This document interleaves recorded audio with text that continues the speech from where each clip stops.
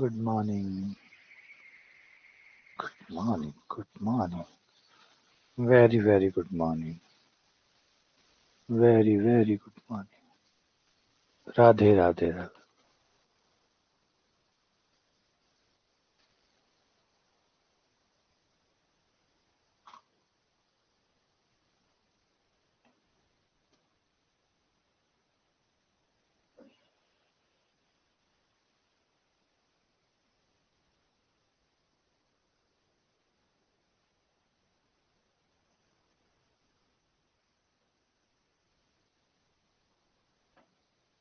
Good morning. Good morning.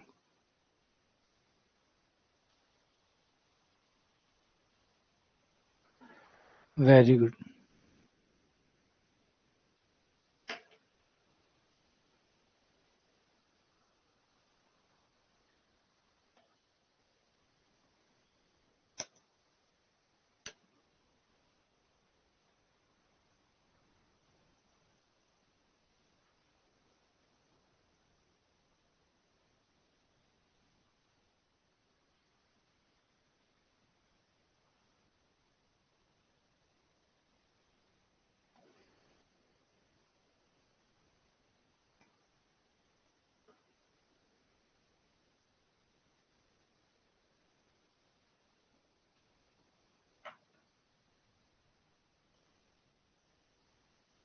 आज बारिश हो रही है.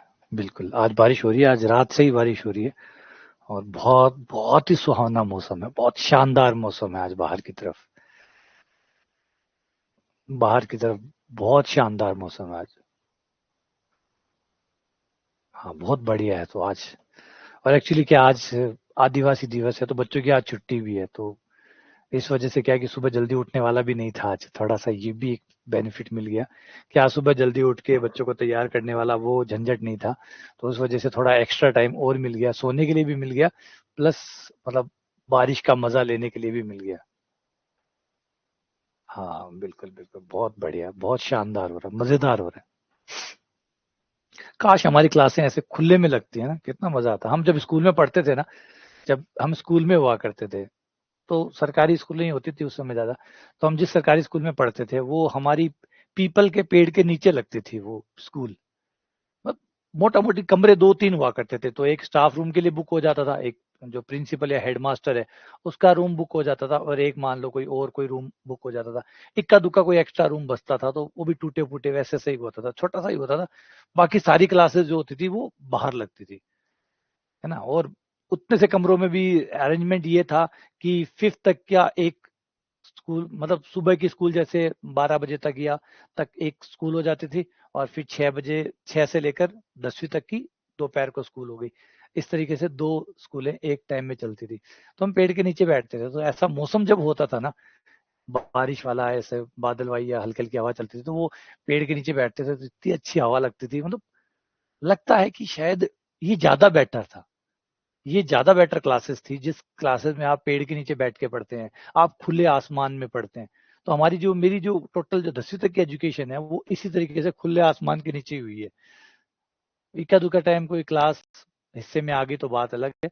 बाकी नॉर्मली अगर मैं पहली क्लास से लेकर 10वीं क्लास तक की मेरी एजुकेशन देखूं तो ज्यादातर क्लास खुले आसमान के नीचे हुई है या पेड़ों के नीचे हुई है. तो बहुत अच्छा लगता है कि यार कितना बढ़िया हम प्रकृति से कितना क्लोज थे. मिट्टी के नजदीक थे. मिट्टी में हाथ फेरते थे. मिट्टी में खड्डा खोदते थे. मकोड़ों के साथ बैठते थे. मकोड़ों के साथ खेलते थे. है ना. एक कट्टा हुआ करता था जिसपे हम बैठते थे. बैग लेके जाते थे. बैग साथ में वो पूरी पैकिंग वैकिंग करके जाते थे. बारिश होगी तो क्या होगा. क्या दिन थे वो. दिन भी क्या दिन थे. मतलब होना चाहिए. अब क्लासरूम होते हैं वो फुल एसी होते हैं. पूरे पैकम पैक होते हैं. दीवारें होती है चारों तरफ. ऐसा लगता है कि आदमी जेल में है ना. ऐसा लगता है आदमी जेल में है. बच्चा पढ़ रहा है लेकिन बच्चा एक तरह से जेल में है ना. वो देख के देखो स्कूलें क्या होती है. अब जेल खाना होती है. पैकम पैक है चारों तरफ से. बड़ी बड़ी ग्रिलिंग लगी पड़ी है. वो बंद है. कमरे और उससे ज्यादा बंद है. पूरा एयर टाइट है क्योंकि एसी चल रहा है. एयर टाइट किया हुआ है. इस तरीके की पढ़ाई अब बच्चा पढ़ रहा है तो उसका दिमाग कहाँ खुलता होगा. चार दीवारों के अंदर कितना दिमाग ओपन होता होगा अगर सोचें तो. है ना. अगर सोचें तो चार दीवारों के भीतर कैसे बंद रहता होगा. कैसे पढ़ता होगा. तो जवाब है बहुत मुश्किल होता होगा। तो मुझे हमेशा ये स्कूल प्रेफरेबल थी जो नेचर के ज्यादा नजदीक हो। और अब आप देखेंगे एक चीज आपने देखी भी होगी कि जो कुछ मेरी तरह सोचने वाले कुछ लोग हैं या कुछ ऐसे खुले विचारों वाले लोग हैं, हमारे यहाँ जैसे एक स्कूल चलती है जिसमें मेरे बच्चे पढ़ते हैं, वो स्कूल का खास बात यही है, स्कूल में ज्यादा पढ़ाई वढ़ाई तो कम है, इतना कोई पढ़ाई का ज्यादा लोड नहीं है, लेकिन ज्यादातर वो नेचर के नजदीक है। वो जो जिसमें मेरे बच्चे पढ़ते हैं वो नेचर के नजदीक है। स्कूल का थोड़ा जो तरीका है जो वो है वो बहुत अलग है। वहां पे जो कमरे हैं वो दीवारों से बने हुए हैं, ईंटों से पत्थर सीमेंट से बने हुए हैं, लेकिन बाहर उसका लेप किया हुआ है, गोबर का लेप किया हुआ है। किसी भी क्लासरूम में एसी नहीं है, ना एसी है ना कूलर है, सीधे पंखे जरूर लगे हुए हैं, सिर्फ पंखे हैं। बाकी बहुत खुली जगह है, खूब सारी घास है, पेड़ है और है। तो जो टीचर्स से क्लासेस लेते हैं उसमें रहता है कि 2-3 क्लासेस आप कमरों में लोगे, बाकी हुई क्लासेस आप बाहर लोगे। सारी क्लासेस बच्चों की ज्यादातर बाहर होती है। तो हाँ, आप जैसा चाहते हैं वैसा मिल जाता है, ये बात तो मैं मानता हूँ।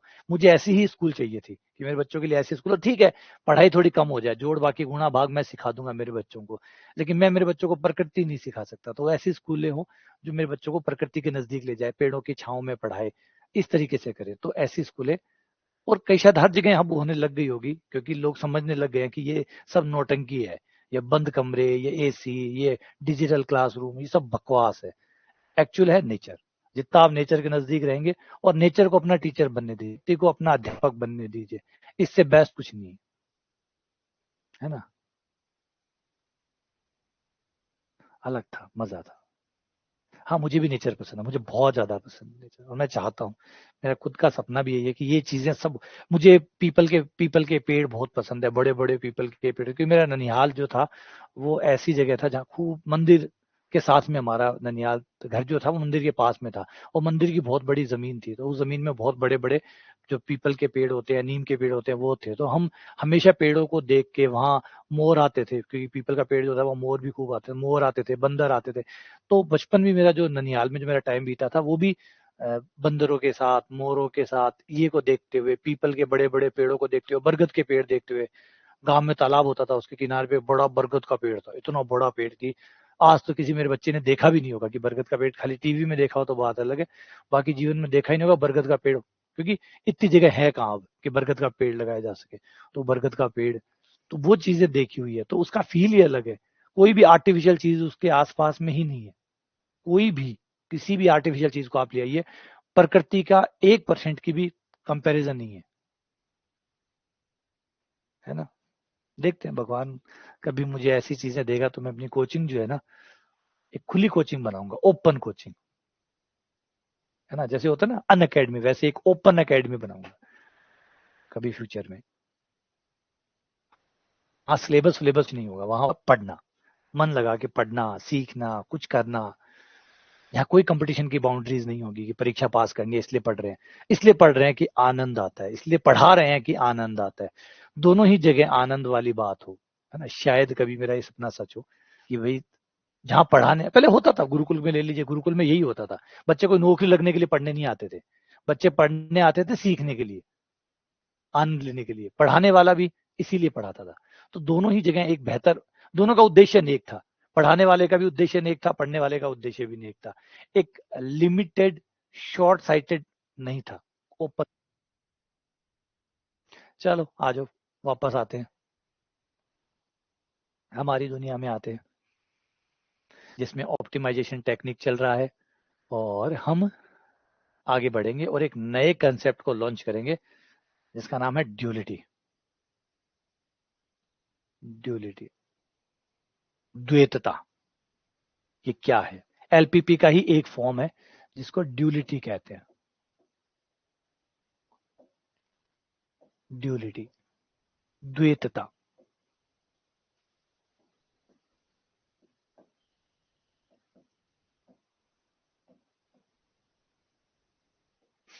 देखिए, आपको याद होगा, आप लोग जब फिजिक्स पढ़ते हैं 11th में या 12th में, तो एक प्रकाश का चैप्टर आता है। अच्छा, क्लास ब्लर हो रही है।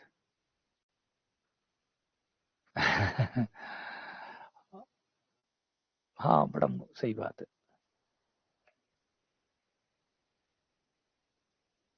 ब्लर हो रहा है क्या अभी? ठीक, देखता हूँ, मैं नेटवर्क चेंज करता हूँ।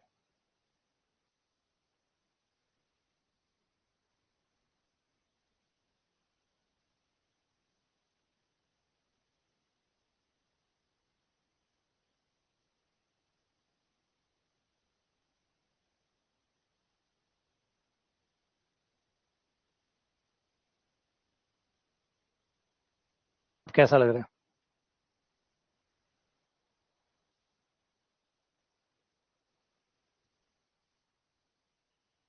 देखो ठीक है, अब कैसी है? अभी भी ब्लर है?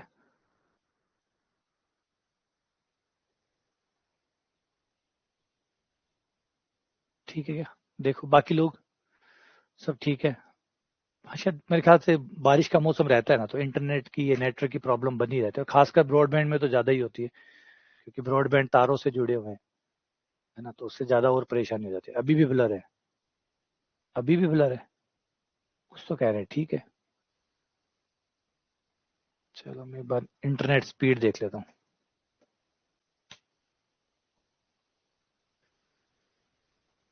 स्पीड तो यार कमाल आ रही है भाई, मेरी तरफ से तो प्रॉब्लम नहीं है फिर।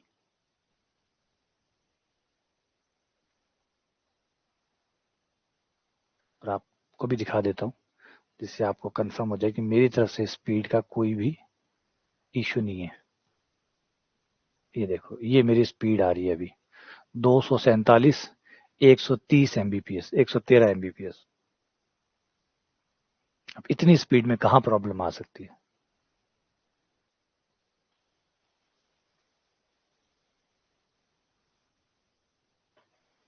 है ना? चलो फिर आ जाओ, ड्यूलिटी पे आते हैं, सुनते हैं, समझते हैं, जानते हैं, पहचानते हैं। एक बड़ी अच्छी चीज है, मुझे बचपन से इस, जब मैंने साइंस में जब मैं आया था, साइंस स्ट्रीम में जब आया था, तो जिस चीज ने मुझे सबसे ज्यादा प्रभावित किया था वो था ड्यूल नेचर। ड्यूल नेचर अपने 12th क्लास में, शायद 11th, किसी में 11th में आता होगा, किसी में 12th में आता होगा, जहाँ प्रकाश का पाठ आता है, प्रकाश का, लाइट का। तो वहां पे एक उसमें जो आता है, उसमें शुरुआती स्टेज जो आते हैं, जो पहले 4-5 पेजेस में समझाया जाता है कि प्रकाश जो है वो तरंग रूप है, तरंग रूप को सपोर्ट करने के लिए परावर्तन, अपवर्तन, वो घटनाएं आती है। फिर कर्ण रूप को समझाने के लिए न्यूटन का कणी का सिद्धांत आता है। तो इस तरीके से वो पहले कण के सपोर्ट में कुछ एविडेंस देते हैं कि कण के सपोर्ट में कौन कौन लोग थे, क्या क्या थे, वो कण का चलता, पार्टिकल फॉर्म को सपोर्ट करने के लिए उसके कई दिए जाते हैं कि भाई कुछ चीजें हैं जो आप पार्टिकल फॉर्म में होगा तो ही प्रकाश की चीजें, प्रकाश दिखाता है वो सब चीजें। प्रकाश वो सारे फिनोमिना, वो सारी घटनाएं घटित करता है, और इन घटनाओं को आप कण रूप से ही समझ सकते हैं। फिर कुछ घटनाएं आती है जैसे अपवर्तन, परावर्तन, रिफ्लेक्शन, है ना। रिफ्लेक्शन आता है तो उसको समझाया जाता है कि ये जो है, या वेव फॉर्म से ही समझा सकते हैं, आप कण से नहीं समझा सकते। फिर सुपरपोजिशन आता है, मतलब एक दूसरे के ऊपर अध्यारोपण आता है। फिर अध्यारोपण को आप सिर्फ तरंग रूप से ही समझा सकते हैं। इस तरीके से किंतु परंतु करते करते फाइनली जब हम आगे बढ़ते हैं, तो आता है कि भाई अब क्या करें। कुछ चीजें ऐसी है जो प्रकाश प्रकाश दोनों ही दिखा रहे हैं, और दोनों चीजों में से एक चीज कण को सपोर्ट कर रही है, कुछ चीजें वेव को सपोर्ट कर रही है। तो अब क्या करें? फिर कहा कि भाई 1900 जब पूरा हो गया, 19वीं शताब्दी पूरी होगी, जब 20वीं शताब्दी आई, तो लोगों ने, जो गणितज्ञों ने, जो फिजिसिस्ट है, उन्होंने सोचना शुरू किया कि भाई फिर क्या करें। अगर हम वेव फॉर्म को मानते हैं तो हमें प्रकाश की ये चीजें हटानी पड़ेगी, और ये अगर वेव फॉर्म मानते हैं तो ये हटाना पड़ेगा। तो क्या कर सकते हैं? तो फिर एक विचार आया जिसका नाम था ड्यूल नेचर, जो कि अपने आप में बहुत करिश्माई विचार था, एक तरह से बहुत रिवोल्यूशनरी भी था। कि आप ड्यूल नेचर कैसे कह सकते हैं? ड्यूल नेचर का मतलब आप ये कहना चाहते हैं कि एक चीज दो रूप में। और उसका बहुत विवाद भी हुआ था, बड़ा विवाद हुआ, क्योंकि ये बहुत आपके लॉजिक को एक तरीके से हिला देने वाला था। क्योंकि हमारा लॉजिक बाइनरी होता है, बाइनरी का मतलब होता है या तो वन है तो जीरो नहीं है, जीरो है तो वन नहीं है। और हमारे जीवन में चीजें भी ऐसी है, अगर कोई मर गया तो जिंदा नहीं है, जिंदा है तो मरा नहीं है। सही है। अमीर है तो गरीब नहीं है, गरीब है तो अमीर नहीं है। दिन है तो रात नहीं है, रात है तो दिन नहीं है। सुखी है तो दुखी नहीं है, दुखी है तो सुखी नहीं है। है ना, काला है तो गोरा नहीं है, गोरा है तो काला नहीं है।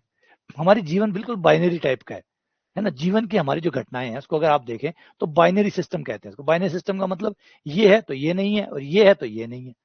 दोनों एक साथ नहीं हो सकते। एक साथ कोई व्यक्ति काला और गोरा हो सकता है? नहीं। एक साथ दिन और रात हो सकते हैं? नहीं। है ना, एक साथ सुख दुख हो सकते हैं? नहीं। तो हमने इस तरीके के हमारी लाइफ को डिफाइन किया हुआ है कि एक होगा, है ना, कोई अमीर गरीब दोनों एक साथ हो सकता है? नहीं। तो इस तरीके से हमने बाइनरी सिस्टम हमारे जीवन को बना रखा है कि एक होगा तो दूसरा नहीं होगा, दूसरा होगा तो पहला नहीं होगा। अब अगर मैं कहूं कि दोनों चीज एक साथ हो सकती है, तो ये विवाद का मुद्दा बन गया कि भाई हमारा जीवन में हमने सारी चीजों को इसी तरीके से डिफाइन किया था, ये है तो ये नहीं है। कोई थ्योरम सही है तो गलत नहीं है, और गलत है तो सही नहीं है। सही है तो गलत नहीं है, और गलत है तो सही नहीं है। तो हमारा सही गलत क्लियर था, जो चीज सही है फिर वो गलत नहीं हो सकती, और जो गलत है फिर वो सही नहीं हो सकती। तो हमने बाइनरी सिस्टम हमारे जीवन में उतारा हुआ है। अब बाइनरी सिस्टम को आपने चैलेंज किया, फर्स्ट टाइम चैलेंज हुआ, क्वांटम फिजिक्स क्रिएट हुई, जिसमें जगह आई एक ही चीज 1 भी है और 0 भी है, एक ही चीज वहां है भी वहां नहीं भी है। तो एक अजीब सी मतलब द्वैत जिसे नेचर हम कहते हैं, जो डायलेमा क्रिएट हो गया, वो ये था। और फिजिसिस्ट को लंबे समय तक लोगों का विवाद झेलना पड़ा, क्योंकि ये एकदम, मैंने जैसे कहा कि आपकी पूरा मानव इतिहास की जो समझ थी उसको चैलेंज कर रहा था। और आप क्या कह रहे हैं, और उस पर आया भी एक, शोडिंगर ने अपनी एक थॉट एक्सपेरिमेंट किया जिसको कहा गया शोडिंगर कैट एक्सपेरिमेंट। और शोडिंगर कैट एक्सपेरिमेंट में शोडिंगर ने कहा कि मेरी बिल्ली इस तरीके से जो आप बता रहे हैं, अगर मैं क्वांटम वर्ल्ड में ले जाता हूं तो मेरी बिल्ली जिंदा भी है और मरी हुई भी, सेम टाइम पे। और सोचिए कितना बेहियाद बात है ये, कितनी अजीब बात है, कितनी बकवास है ये, कि एक ही चीज पर। और इवन याद रखिए, ये जो आया विचार डुअलिटी वाला, इसको कोई ये नहीं कि कोई छोटे मोटे लोगों ने ही अपोज किया था। इवन अल्बर्ट आइंस्टीन जैसे जो शताब्दी पुरुष है, उन्होंने भी इसको अपोज किया था, बोला ऐसा हो ही नहीं सकता, God does not play dice, भगवान डाइज नहीं फेरते। और श्रोडिंगर जैसे, उन्होंने कहा कि मतलब मेरी बिल्ली, फिर बताओ मेरी बिल्ली जिंदा है या मर गई, या दोनों है एक साथ, क्या बोलूं उसको, मरी हुई या जिंदा। वो बहुत फेमस भी हुआ था, श्रोडिंगर का थॉट एक्सपेरिमेंट था, केट एक्सपेरिमेंट जिसको कहते हैं, श्रोडिंगर कैट अभी भी नाम चलता है। श्रोडिंगर कैट को हम एज ए सिंबॉलिक यूज करते हैं कि भाई श्रोडिंगर कैट मतलब वो जो है भी नहीं भी, है भी नहीं भी, समझ रहे। जैसे भगवान का कंसेप्ट है, कुछ लोगों के लिए वो है, जो आस्तिक है उन लोगों के लिए है, जो नास्तिक है उनके लिए नहीं है। सेम टाइम पे भगवान है, कुछ लोगों के लिए है, कुछ लोगों के लिए नहीं है। तो सेम वही श्रोडिंगर की कैट थी, जिंदा भी है, मरी हुई भी है। अब आप पे डिपेंड करता है आप कौन से साइड में। हो सकता है किसी को जिंदा दिख रही हो, किसी को मरी हुई दिख जाए। तो बड़ा विवादित लंबा चला, क्योंकि ये हजम करने वाला था भी नहीं। अगर आज के टाइम में तो बहुत कुछ आ गया, बहुत जो है स्पष्टीकरण आ गए हैं, बहुत एक्सप्लेनेशन आ गए हैं, बहुत गहरी थ्योरियां आ गई है।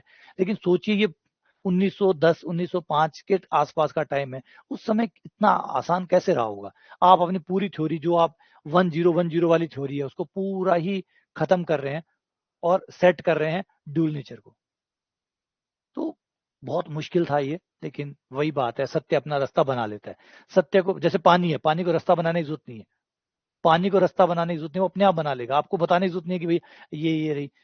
आप एक पाइप ले लीजिए, एक पाइप लीजिए, पानी की धार चलने दीजिए, आगे काम पानी अपने आप कर लेगा, अगला काम पानी अपने आप कर लेगा। यही तो दिक्कत है, पानी अपना काम खुद करता है, और पानी वो करता है जो उसके लिए करना चाहिए। इसीलिए आपने देखा होगा कि जो बाढ़ आती है, जो कई बार बादल फट जाता है, और पानी जो है वो शहरों के बीच में, पानी शहरों के बीच में से नहीं जाता, पानी अपना रास्ता बनाता है। उसका रास्ता जो होता है वो उस रास्ते से जाता है। दिक्कत ये है कि आप लोगों ने पानी के रास्ते में मकान बनाए हुए हैं, है ना। जो उत्तराखंड वाली एक त्रासदी हुई थी, केदारनाथ वाली, वो यही हुई थी कि लोगों ने जो पानी का रास्ता था, कि अगर पहाड़ों पे कभी बारिश होगी, तेज बारिश होगी, तो जो पानी निकलेगा उसका रास्ता वो था, उस रास्ते पे घर बना ली। तो दिक्कत वहां हुई थी, ना कि पानी ने गलत रास्ता नहीं बनाया था, आदमियों ने गलत रास्ते पर मकान बना लिए थे। तो प्रकृति है, वो अपना चीज वापस ले लेगी, चिंता ना करो, प्रकृति अपनी चीज वापस ले लेगी, वो बैलेंस बनाना जानती है। तो वापस आते हैं चीजों में। तो जो ड्यूअल नेचर था वो बड़ा चैलेंजिंग, बहुत चुनौतीपूर्ण था, क्योंकि एक समय पे अब आपको आपको क्या मानना है। याद रखिए, अगर अगर ड्यूलिटी सत्य है, जो कि अब सत्य है, ड्यूलिटी सत्य है, इसका मतलब इसका मतलब कुछ नहीं है। जब ड्यूलिटी नहीं है तो इसका एक मतलब है कि अमित जी जिंदा है। और अगर ड्यूलिटी ऑन है, तो एक समय पे मैं आपके सामने जिंदा भी हूं और मैं मरा हुआ भी हूं। कैसे अजीब है, बोलो कितना अजीब है, कितना अजीब है। मतलब सेम टाइम में मैं जिंदा भी हूँ, सेम टाइम पे मैं मरा हुआ भी हूँ। बोले ये कैसे हो सकता है, बोले ये हो सकता है। अब एक सिक्के को देखिए, मान लीजिए एक कांच है, एक कमरा है, उसके बीच में कांच लगा हुआ है, और कांच पे एक सिक्का उछाल के फेंक दिया। अब जो कांच के ऊपर है, सिक्के का हेड दिख रहे हैं, जो कांच के नीचे है उनको टेल दिख रहे हैं। मान लीजिए कांच है और कांच के ऊपर सिक्का रखा हुआ है। अब कोई कांच के ऊपर खड़ा है तो उसको तो हेड दिखाई देगा, जो कांच के नीचे खड़ा है उसको टेल दिखाई देगा। अच्छा, क्या सिक्के में से हेड और टेल अलग अलग किए जा सकते हैं? बोले नहीं, सिक्के से हेड और टेल अलग अलग नहीं किए जा सकते। तो फिर यानी सिक्का हेड भी है और सिक्का टेल भी है। बोला हाँ बिल्कुल सही, सिक्का तो एक ही है, सिक्का एक है, लेकिन वो हेड भी है और टेल भी है, सेम टाइम पे हेड एंड टेल दोनों है। डिपेंड करता है आप सिक्के के कौन से साइड खड़े हैं, आप सिक्के के कौन से साइड खड़े हैं वो आपको नजर आएगा। बात समझो तो बड़ा एक लंबा डिस्कशन, बहुत लंबा लंबा, फिर फिलोसॉफीज में आ गई, बहुत कुछ आ गया, और अभी भी बहुत कुछ चलता है क्वांटम वर्ल्ड को समझने के लिए। लोग पागल हैं क्योंकि उसमें बहुत मजेदार है, क्योंकि वो चीजें हैं जो फैसिनेट, जो फैंटेसी जिसे कहते हैं, लोगों को फैंटेसी बहुत पसंद है। अरे फैंटेसी है, सोचो क्या मतलब, ये अमित जी जिंदा है, इसमें कहाँ मजा है? अमित जी मरे हुए हैं, इसमें भी कहाँ मजा है? मजा तो इसमें है कि अमित जी जिंदा भी हैं और मरे हुए भी हैं। आया ना मजा? मजा आता है ना, कि जब ऐसा होता है तो ही तो मजा आता है ना, जब चीजें फंसती है, जब हमारे दिमाग को कुछ ऐसा मिले, ऐसी खुराक मिले जो परेशान कर दे, तभी तो मजा आता है ना। उलझन में ही तो मजा है। तो ये उलझन वाला टॉपिक था। तो ड्यूलिटी आगे जाके, अच्छा सिर्फ टॉपिक नहीं था, आगे जाके ये सही भी साबित हुआ कि प्रकृति ड्यूल नेचर में है। और श्रोडिंगर की आपने इक्वेशन भी पढ़ी होगी, श्रोडिंगर की वेव इक्वेशन अगर आप लोगों ने पढ़ी है तो वो यही कहती है कि, श्रोडिंगर की वेव इक्वेशन अगर आप लोगों ने पढ़ी है, पढ़िएगा, जरूर पढ़िएगा, क्योंकि और मैं हमेशा कहता हूं, आप लोगों की प्रॉब्लम पता है क्या है? आप लोगों की प्रॉब्लम, सबसे बड़ी दिक्कत ये है कि आप लोग तब पढ़ते हैं जब आपको कंपटीशन पास करना हो। ये हमने पता नहीं क्या बना दिया, हमारा पढ़ने का मकसद है कंपटीशन। हमारे पढ़ने का मकसद ज्ञान पाना, या हमारे पढ़ने का मकसद खुश होना, आनंद लेना, दुनिया के बारे में जानना, प्रकृति के बारे में जानना है ही नहीं। डे वन से हमारी पढ़ाई इस बात को लेकर थी कि नौकरी लगना है, नौकरी लगना है, नौकरी लगना है। किसी भी कदम पर, किसी भी क्लास में, किसी भी सब्जेक्ट पे आपने मन लगा के पढ़ाई की ही नहीं। आपकी पढ़ाई हमेशा 70%, 60% पास होने, 90% टॉप करने के लिए थी। कभी भी पढ़ने के लिए तो थी ही नहीं, कभी समझने के लिए थी ही नहीं। इसलिए उतना ही पढ़ा जिससे पास हो सकते हैं, उतना ही समझा जिससे पास हो सकते हैं, नंबर आ सकते हैं। इसलिए हमारे, वैसे देखें, अगर गौर करें, अगर हम गौर करें तो हमारे पिछले 19 साल हमने बर्बाद किए, और उसके बदले हमें क्या मिला है? कति 4 मार्कशीट, या 4 या 5 मार्कशीट मिलेगी है।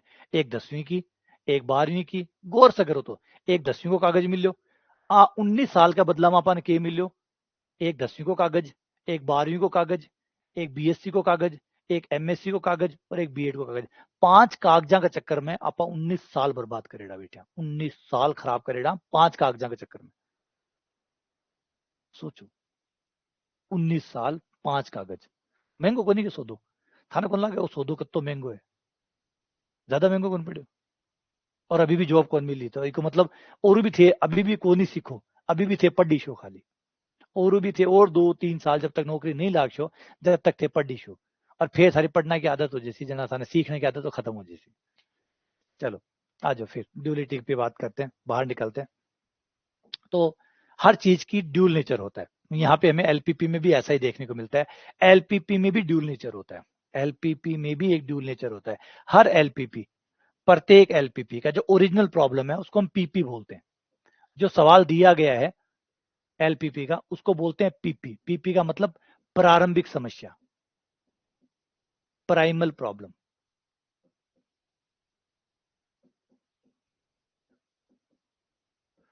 प्रारंभिक समस्या जिसे कहते हैं प्राइमल प्रॉब्लम।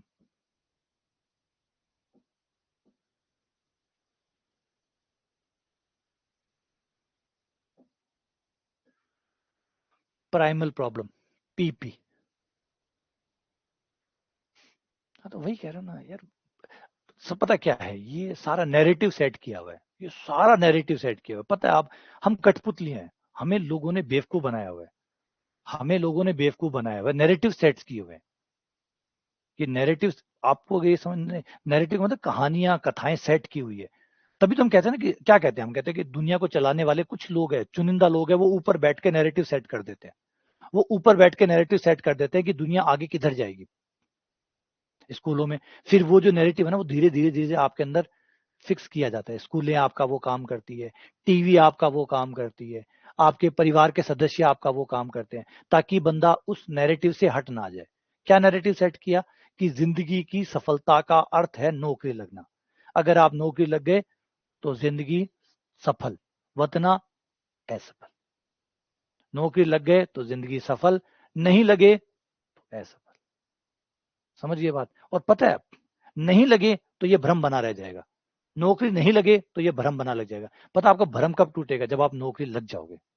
जब आप लग जाओगे, पीछे मुड़ के देखोगे, जैसे आज आप 19 साल बाद 5 मार्कशीट लेने के बाद फील क्या कर रहे हो? चीटेड फील कर रहे हो ना? ऐसा लग रहा है ना, बेईमानी हुई है मेरे साथ। लाग रहे 19 साल बाद था ना, महसूस हो रहे कि मेरे साथ 19 साल से बेईमानी कर रहे हैं लोग, स्कूल वाले, कॉलेज वाले, सब ने मेरे साथ बेईमानी की है 19 साल तक। फील हो रहा है ना? सेम वही बात आपको जब आप सेकंड ग्रेड लग जाओगे, फर्स्ट ग्रेड लग जाओगे, उस दिन आपको ये फील होगा कि यार कितनी बेईमानी करी है मेरे साथ, सगड़ा मिल मुलाकर मेरे साथ बेईमानी करी है, पूरा सिस्टम मेरे खिलाफ षड्यंत्र रच है, मेरी जिंदगी का 25, 26, 30 साल खराब करने के चक्कर में। नहीं लगे तो वहम रह जाएगा, नहीं लगे ना तब तो आपका ये, क्योंकि रिग्रेट रह जाएगा, मैं लगा ही नहीं, मैं लगा ही नहीं, तो वहम और जो षड्यंत्र है ना वो छुपे रहे जी। लेकिन नौकरी लाग गया और 2-3 महीना में था ना पकड़ मान लाग जैसे कि कत्तो बड़ो धोखो दियो मैंने, देख मेरे सागे के करिए दुनिया रा, लोग मेरे सागे ई नौकरी खातर मेरा जिंदगी का 25 साल बर्बाद कर दिया, ई खातर। देखो लाग गई बार, अभी मैं कौन समझ में आती था ना बात, थे नौकरी लाग गयो, और जब नौकरी लाग जाओ 2-3 महीना नौकरी कर लो, मैंने जरूर फोन करके बताई जो कि के महसूस कर रहे हो, थाने खुद ना आज चीज आज जो बातें हैं ये कहीं सेव करके रख लो, और फिर जब नौकरी लाग जाओ 3-4 महीना बाद फिर मेरे चर्चा करियो।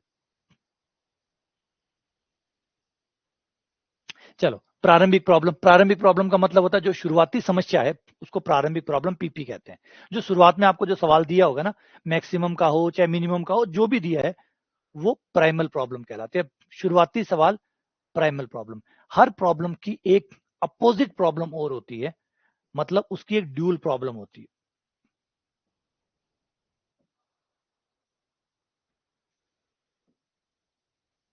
हर प्रॉब्लम की एक ड्यूल प्रॉब्लम होती है जिसे डीपी कहते हैं, द्वैत समस्या, हिंदी में द्वैत समस्या। जब भी कोई आपके पास एलपीपी हो तो समझ जाओ उसकी एक समस्या और बन सकती है।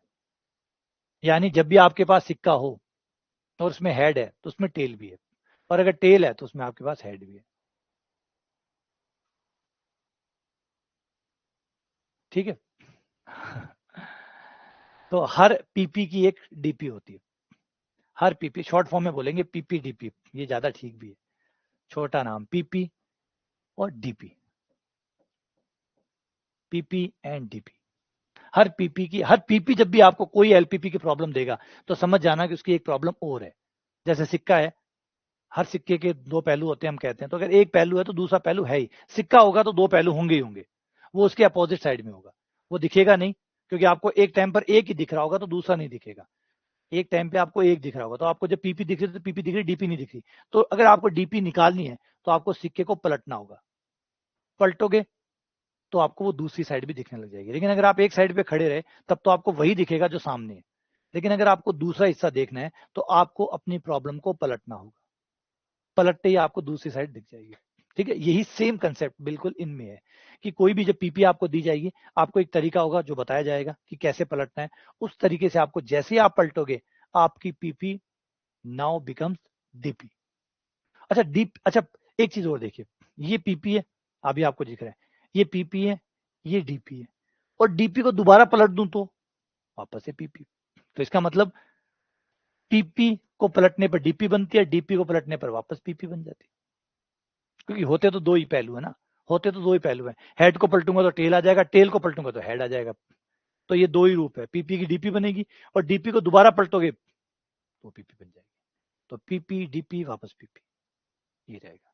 अब ये कैसे होगा, क्या शर्तें होंगी, कैसे करना होगा, ये पलटना कैसे होगा, यही हमें सीखना है, यही हमें सीखना है। अच्छा, एक चीज और, एक सुंदर बात और, अगर पीपी मिनिमम की है, अगर पीपी मिनिमम की है तो डीपी उसकी अपोजिट होती है मैक्सिमम की, या ये मैक्सिमम है तो डीपी अपोजिट होगी मिनिमम की। जो कण रूप में जो नहीं है वो आपको तरंग रूप में नहीं मिलेंगे, जो तरंग रूप में गुण होते हैं वो कण रूप में नहीं मिलेंगे, तो अपोजिट ही मिलेगा। तो अगर यहाँ मिनिमम है, पीपी मिनिमम है तो डीपी मैक्सिमम होगी, और ये मैक्सिमम है तो वो मिनिमम होगी, तो अपोजिट आपको मिलेगी, मिनिमम मैक्सिमम। लेकिन लेकिन फिर भी एक सुंदर बात और कमाल की बात, अगर आप सॉल्यूशन पे जाएं, जेड पे जाएं, चाहे मैक्सिमम हो चाहे मिनिमम हो, यहाँ जो भी जेड है इसको मैं जेड पी बोल देता हूँ, जेड पी इसलिए बोल रहा हूं प्राइमल प्रॉब्लम का उद्देश्य, प्राइमल प्रॉब्लम का उद्देश्य। और ये हो गया आपका ड्यूल प्रॉब्लम का उद्देश्य, क्योंकि उद्देश्य भी तो दो बनेंगे ना, एक डीपी का उद्देश्य होगा, एक पीपी का उद्देश्य होगा। एक उद्देश्य पीपी का होगा, एक उद्देश्य डीपी का होगा, दोनों के उद्देश्य होंगे। जेड पी इसलिए बोला कि जो आपके प्राइमल प्रॉब्लम है उसमें जो उद्देश्य फलन है, जो ऑब्जेक्टिव है, उसको जेड पी बोलते हैं, क्योंकि जेड बोलता, लेकिन दो जेड है, अब एक तो है पीपी का जेड और एक है डीपी का जेड, तो एक हो गया जेड पी, जेड पी मतलब प्राइमल प्रॉब्लम का उद्देश्य, एक हो गया जेड डी, ड्यूल प्रॉब्लम का जेड। कमाल की बात यह है कि अगर अगर सॉल्यूशन विद्यमान है, अगर ऑप्टिमल सॉल्यूशन ओएस विद्यमान है, तो जेड पी बराबर होगा Z D, Z P equals to Z D. इसका मतलब ये सिर्फ दो प्रॉब्लम्स है, रिजल्ट एक है। ये सिर्फ दो प्रॉब्लम्स है, दो डिफरेंट प्रॉब्लम है, दिखने में दो डिफरेंट है, लेकिन दोनों है एक। तो दोनों एक है तो फिर हम एक काम भी तो कर सकते हैं, दोनों के उत्तर एक है, तो फिर हमें इनमें से जो इजी लगेगा सॉल्व करने के लिए वो हम सॉल्व कर सकते हैं। इन दोनों में से पीपी या डीपी के उत्तर तो सेम है, उत्तर सेम है तो फिर तो कमाल हो गया, मौज होगी। फिर तो ई तरीका से कर ले वहां, अगर वो आसान पड़े तो यूं कर ले, पीपी ने सॉल्व कर ले वहां, और अगर पीपी करडी है, दोहरी है, तो डीपी सॉल्व कर ले, उत्तर तो एक ही है। तो इसका मतलब डीपी आप पीपी डीपी आपके लिए दो ऑप्शंस हो गए एक ही प्रॉब्लम को सॉल्व करने के। अगर आपको पीपी इजी लगती है तो पीपी सॉल्व कर लो, पीपी इजी ना लगे तो डीपी सॉल्व कर लो, क्योंकि पीपी डीपी के आंसर तो सेम होते हैं। तो समझ में आया कि डीपी का इंपॉर्टेंस क्या। तो एक इंपॉर्टेंस ये हमारे सबसे खास इंपॉर्टेंस है कि अगर ऑप्टिमल सॉल्यूशन विद्यमान है, अगर इष्टतम हल विद्यमान है, तो प्राइमर प्रॉब्लम का उद्देश्य भी आपको वही उत्तर देगा जो आपको ड्यूल प्रॉब्लम का देता है। सही है, तो ये क्लियर हुआ पीपी डीपी। अब पीपी से डीपी बनती कैसे, रोचक कथा। पीपी से डीपी बनती कैसे है, कुछ शर्तें हैं जिसको पहले पूरा करना होगा। पीपी से डीपी बनाने के लिए कुछ स्टेजेस हैं, कुछ खास स्टेजेस हैं, खास गाइडलाइन है जिसको फॉलो करना जरूरी है, वरना आपकी पीपी से डीपी नहीं बनेगी। ठीक है, गाइडलाइन क्या है।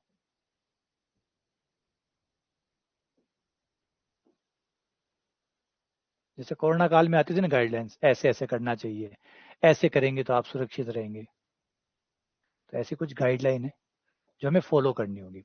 नंबर एक, पहले आप अपनी पीपी प्रॉब्लम को देखिए वो कैसी है, पहले अपनी पीपी प्रॉब्लम को देखिए वो कैसी है। आपकी प्राइमर प्रॉब्लम मैक्सिमम की है या मिनिमम की है, पहले ये डिक्लेयर करिए कि वो मैक्सिमम है या वो मिनिमम है, दोनों में से कुछ तो होगी, दोनों ही ना हो ऐसा तो नहीं हो सकता, क्योंकि हमारी हर एलपीपी या तो मिनिमम की होती है या मैक्सिमम की होती है। तो मान लीजिए मैक्सिमम की है, मान लीजिए मिनिमम की है। अगर मैक्सिमम की है तो आपकी जो शर्तें हैं, आपकी शर्तें इस रूप में होनी चाहिए, अगर मैक्सिमम है तो। और अगर मिनिमम है तो आपकी शर्तें ऐसी होनी चाहिए।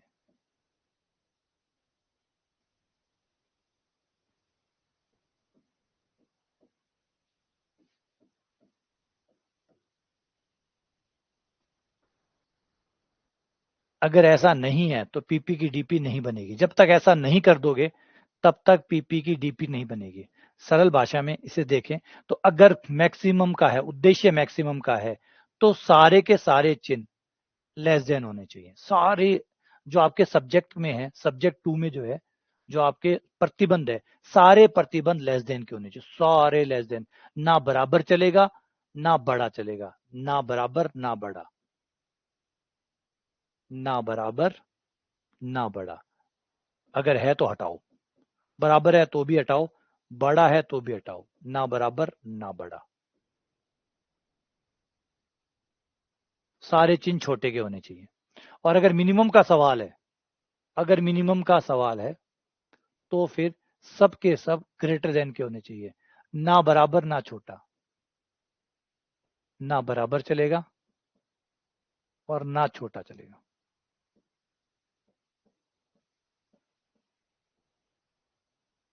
ना बराबर, क्लियर है, सही है। ये शर्तें, अगर ये शर्त आपने पूरी की तो कमाल हो जाएगा और आपकी ये चेंज हो जाएगी। ठीक है, और जेड पी का फॉर्म लिख लेते हैं सी एक्स। अब इनकी डीपी कैसे बनेगी, अब डीपी कैसे बनेगी, ये थोड़ा सा माथा पच्ची होगा, ये हल्का सा काम, ये करवा दूंगा मैं कैसे करते हैं, ये भी आपको तरीके बता दूं, घबराने की बात नहीं, आप तो सिर्फ गाइडलाइन याद रखो कि गाइडलाइन क्या है। मैक्सिमम में सारे चिन्ह छोटे होते हैं, याद रख सकते हैं, बड़े में छोटे चिन्ह होते हैं, छोटे में बड़े चिन्ह होते हैं, बड़े में छोटे चिन्ह होते हैं, छोटे में बड़े चिन्ह होते हैं, सरल है, बड़े में छोटे चिन्ह होते हैं, छोटे में बड़े चिन्ह होते हैं, बस ये करना होगा। और ये करने के बाद में स्वागत है आपका डीपी में। डीपी में क्या होगा, ऐसे होगा, इन दोनों ही केस की डीपी।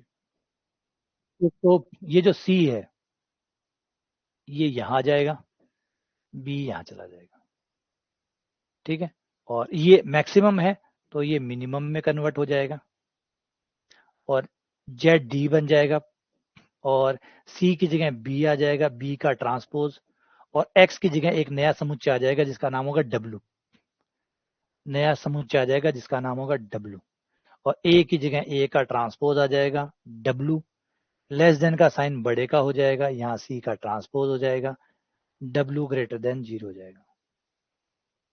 तो क्या क्या चेंज हुआ, ये चेंज हुआ कि जो x है उसकी जगह w आ जाएगा, x की जगह w आ जाएगा, b की जगह c चला जाएगा, c की जगह b चला जाएगा, और b की जगह c ले लेगा, c की जगह b ले लेगा, b का ट्रांसपोज c का ट्रांसपोज हो जाएगा, और a की जगह a का ट्रांसपोज आ जाएगा, ठीक है, b c अपनी जगह बदलेंगे, बी सी अपनी जगह बदलेंगे, और साथ में उन पे ट्रांसपोज आ जाएगा। एक नंबर 2, ए जो है ए ही रहेगा लेकिन विद ट्रांसपोज, बस, और एक्स की जगह डब्ल्यू आ जाएंगे, है ना। तो क्या क्या हुआ, क्या क्या हुआ, ये हुआ, एक तो एक्स की जगह डब्ल्यू आ गया, नंबर 1, बी जो है वो सी की जगह चला गया, सी बी की जगह चला गया विद ट्रांसपोज, विद टी,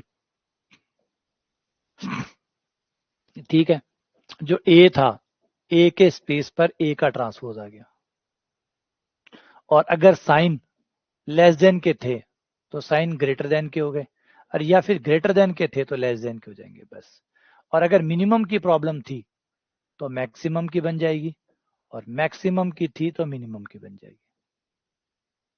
ये रूल बुक है, ये आपको करना है।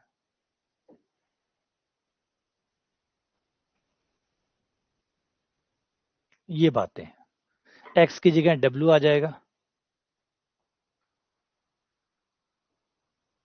कोई बात नहीं विमल, लेट की कोई दिक्कत नहीं है, लेट नहीं हो तुम, लेट नहीं हो, लेट का मतलब अभी तो कोर्स, नया कोर्स तो शुरू ही नहीं हुआ, लेट कैसे हो सकते हो, अभी तो पिछला ही चल रहा है, अभी तो नया शुरू ही नहीं हुआ। अच्छी बात है, तुम ये टॉपिक 2 बार पढ़ लोगे, ये टॉपिक तुम 2 बार पढ़ लोगे, एक बार जब तुम्हारा कोर्स शुरू होगा तब हो जाएगा, एक अभी जो चल रहा है उसमें हो जाएगा, तो डबल हो गया, तो खुशी की बात है, तुम तो जल्दी हो, फिर तुम्हें ये सोचना चाहिए कि तुम जल्दी हो, तुम एक कम से कम एक टॉपिक तो 2 बार पढ़ोगे,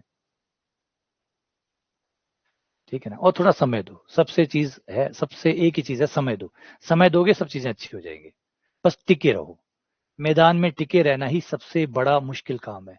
ये चीजें मुश्किल नहीं है, ये लग रहा है कि ये मुश्किल आ गया, ये कोई मुश्किल नहीं है, बस समय दो, लोग हवाई जहाज उड़ाना सीख जाते हैं, पता है कितने बटन होते हैं, कभी अगर आप उसके कॉर्पेट को देखें, अगर किसी हवाई जहाज के, किसी एयरलाइंस का कोई वीडियो देखें आप, और उसमें देखें तो उसके अंदर जो कॉर्पेट होता है जिसमें कैप्टन बैठता है, उसके बटन देखें आप तो आपको लगेगा ये तो मतलब हजारों की तादाद में बटन है, और एक भी अगर गलत गलत कुछ कर दिया तो क्रैश हो सकता है, लेकिन उनको पता होता है, वो भी जब हवाई जहाज चलाना सीख जाते हैं, है ना, तो फिर इसका तो क्या है, कहाँ है ये, बस मैन है टिके रहना, अगर आप टिके रहे तो ये सब सही हो जाएगा। हाँ, खून पिलाना पड़ेगा, खून देना पड़ेगा, जब वो फिल्मों में होता था ना पहले, खचक ऐसे काट के, ये फिल्में देखते, फिल्मों में करते ना, फिल्मों में ऐसे, अब पता नहीं दर्द भाई, अठा तो ब्लेड भी लाग जाए तो यहाँ तो दर्द हुआ पूछो मत, पे फिल्मों में किया करे बेरो को नहीं काट, ये लो, तो बस बाप इन्हें इमेजनरी तौर से, असली में मत काटियो, इमेजनरी तौर पे यहाँ समझो कि यहाँ काट रहे हैं, खून पियाणु है, तब सही होगा। चलो आओ वापस चलते हैं, तो ये चीजें आपको करनी है, सवाल करेंगे, अभी सारी बातें समझ में आ जाएगी, घबराओ ना, जी ना उठाओ, स्वयं आदेश। हाँ, पहले तो अभी ये लाइन याद रखो, धीरे धीरे धीरे धीरे डॉट जुड़ता चला जैसी, और सारे डॉट क्लियर हो जाएंगे। ठीक है, पीपी लेनी है आपको, पीपी मैक्सिमम या मिनिमम में से एक होगी। ठीक है, लेकिन ध्यान रखना मैक्सिमम हो तो सारे चिन्हों को पहले छोटे के बनाइएगा, और मिनिमम हो तो सारे चिन्हों को बड़े बनाइएगा। हो सकता है कि कुछ मिक्स टाइप के चिन्ह आए, वो कैसे ठीक करने हैं वो अभी हम चर्चा करेंगे, कैसे ठीक करने हैं उसकी चर्चा करेंगे। उसके बाद में आपको ये करना है। अब अजीब लग रहा है, ये तो बहुत बड़ी बड़ी बात है, कुछ नहीं है, आ जाओ सब हो जाएगा। आओ एक सवाल लेते हैं, आ जाओ, जिससे सारी बातें ठीक से समझ में आ जाएगी।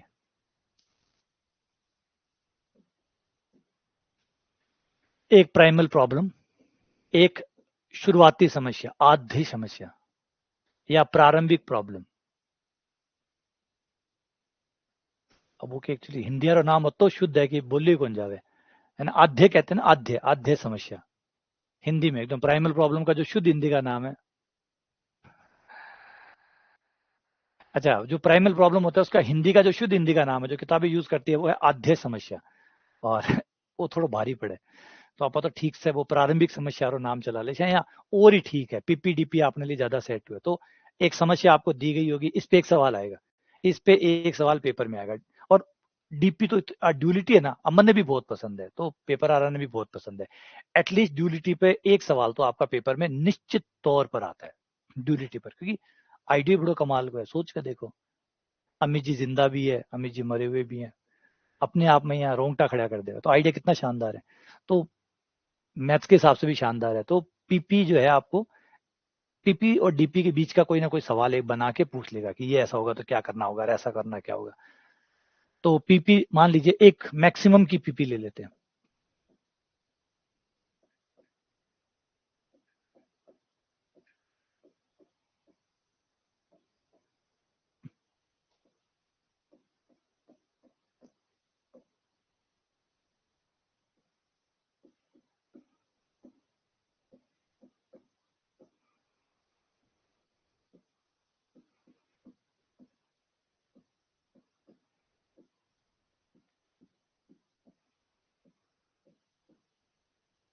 ये रहा,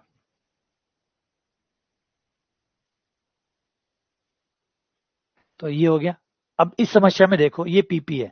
आपको पहले गाइडलाइन में क्या था, पहले आपको ये देखना था कि आपका समस्या अगर मैक्सिमम की है तो सारे चिन्ह लेस देन के होने चाहिए। अगर मैक्सिमम है तो लेस देन होने चाहिए, बड़ा है तो चिन्ह छोटे होने चाहिए, छोटा है तो चिन्ह बड़े होने चाहिए।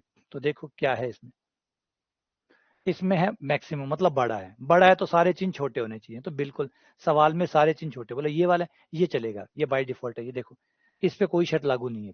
ये देखो, ये देख रहे हैं यहाँ पे, ये हमेशा बड़ा ही होता है, इसके लिए कोई शर्त लागू नहीं है, ये स्वतंत्र है। तो इसकी चर्चा करो मत, खाली ए एक्स जो आपके समी के जो प्रतिबंध है केवल उन तक की बातें कर रहे हैं।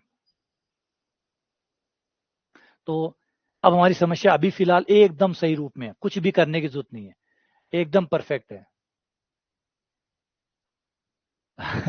सुधांशु कह रहा है कि वो आजादी के टाइम में सुभाष चंद्र बोस ने जो आइडिया दिया था, तुम मुझे आजादी दो मैं तुम्हें, तुम मुझे खून दो मैं तुम्हें आजादी दूंगा, तो शायद वैसे आइडिया यहाँ बन सकता है, तुम मुझे खून दो मैं तुम्हें सिलेक्शन दूंगा। लेकिन वो, हाँ, इमेजनरी खून देना है आपको, वहां पे भी कोई तो असली खून मांग रहे थे। खून का मतलब वो था जान दो, या अपने प्राणों की आहुति दो, या बलिदान दो, वैसे कुछ आइडिया था। तो यहाँ पे भी वही है, भैया आप मुझे खून दो मैं आपको सिलेक्शन दूंगा। मतलब ठीक आइडिया यार, वो बड़े बढ़िया लगे, ये बढ़िया है, वो डायलॉग ठीक है यार।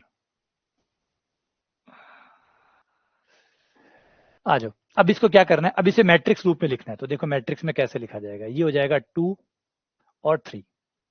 ये जो गुणांक है ये लिख लो पहले, 2 3, फिर एक्स वाई, ये मैट्रिक्स फॉर्म होगी। इसे मैट्रिक्स में लिख लेना है ऐसे, और मैट्रिक्स में लिखते ही इसका नाम क्या होगा, इसका नाम होगा सी, ये सी मैट्रिक्स, इसका नाम X matrix, C matrix X matrix. अब इसे भी मैट्रिक्स में लिखो, इसे जब मैट्रिक्स में लिखोगे तो ये हो जाएगा 1 3 3।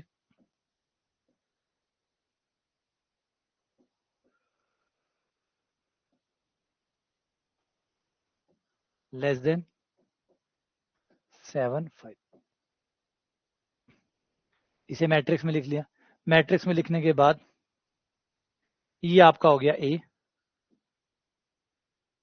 ये हो गया एक्स, लेस देन ये हो गया बी। देखो सब ठीक है, एकदम सब बढ़िया है।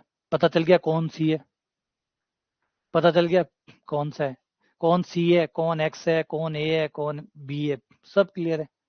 डन हो गया। अब चलते हैं डीपी बनाने के लिए। सब हमारे पास है, सी हमारे पास है, एक्स हमारे पास है, ए हमारे पास है, बी हमारे पास है, सारी चीजें अब मिल गई। अब डीपी बनाने चलते हैं। ये देखो मैक्सिमम का है ना, इसको पी नाम दो, यहाँ पे पी लिख देता हूँ, ये पी हो गया।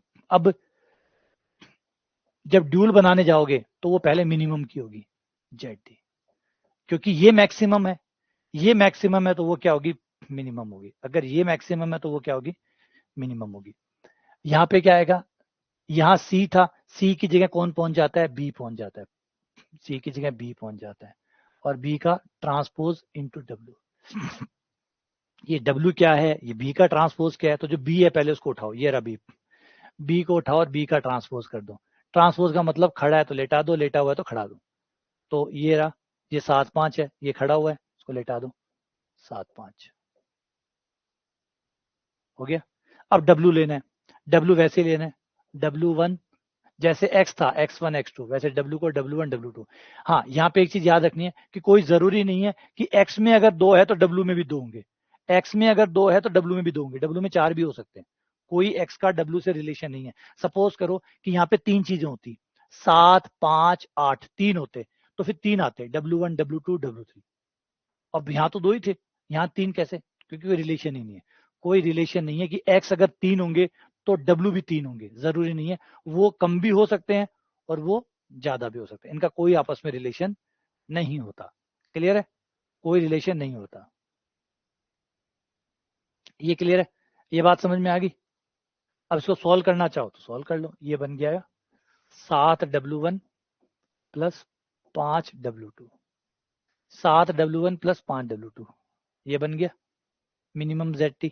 अब आ जाओ शर्तों पे। शर्तें कैसे बनेंगी, शर्तों का फॉर्मूला था ए का ट्रांसपोज डब्ल्यू, ए का ट्रांसपोज डब्ल्यू, और चिन्ह अगर लेस है, वहां लेस है तो यहां ग्रेटर देन होंगे, और यहां सी का ट्रांसपोज आ जाएगा, सी का ट्रांसपोज मान रख दो, ए का ट्रांसपोज कर दो, ए का ट्रांसपोज करते ही हो गया 1 3 3 2।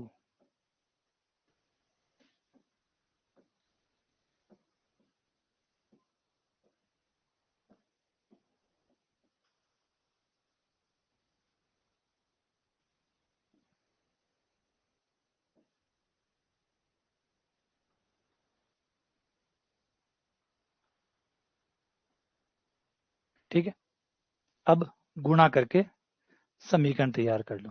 देखो चिन्ह बदले हैं मैंने, गौर करना, चिन्ह यहाँ क्या थे, लेस के थे, अब वहां क्या लगाऊंगा, ग्रेटर के, क्योंकि आपके ड्यूल में चिन्ह चेंज होते हैं।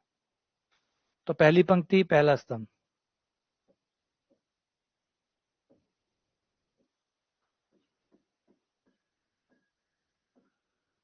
पहली पंक्ति पहला स्तंभ,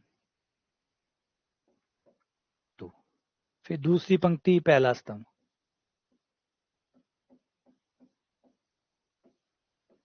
बराबर 3। ये लो, ये आपकी ड्यूल बन गई।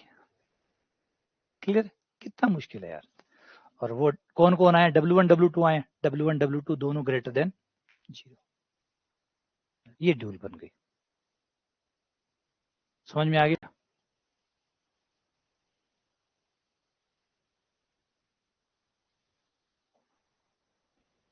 क्या कहते हो। अब इसे देखो और बताओ कहाँ प्रॉब्लम है, कहाँ ऐसी समस्या है आप लोगों को कि दिक्कत आ रही है, क्या कहते हो।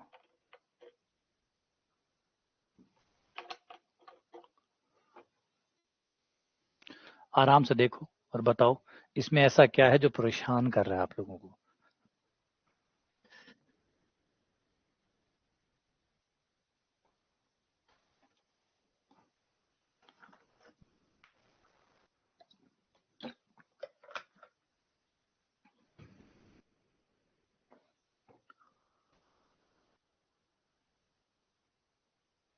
समझ में आ गया? ठीक है, चलो एक सवाल और करते हैं जिसके चिन्ह बिगाड़ के लेते हैं और चिन्हों को ठीक करेंगे तो थोड़ा सा मजा आएगा।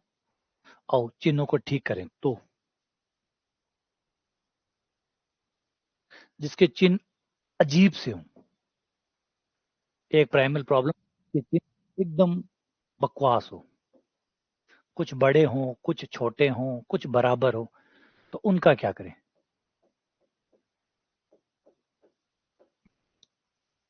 तीनों डाल देता हूं।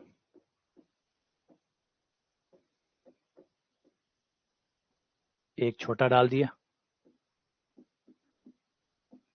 एक बड़ा डाल दिया और एक बराबर डाल दिया। ये लो, अब मजा आ जाएगा। सारी वैरायटी है। अब इसमें मैंने सारी वैरायटी डाल दी, मैंने छोटा भी डाल दिया, बड़ा भी डाल दिया, बराबर भी डाल दिया। अब तो मिक्स टाइप का हो गया, तो अब और खतरनाक हो जाएगा। तो अब क्या करना है, आ जाओ। मिनिमम का सवाल है, सारे चिन्ह बड़े के होने चाहिए। मिनिमम का सवाल है, छोटे का सवाल है, मतलब चिन्ह बड़े होने चाहिए। सवाल छोटे का है, छोटे का है तो चिन्ह बड़े होने चाहिए। तो ये तो सही है, ये सही है, ये गलत है, ये गलत है। इन चिन्हों को सही करना होगा।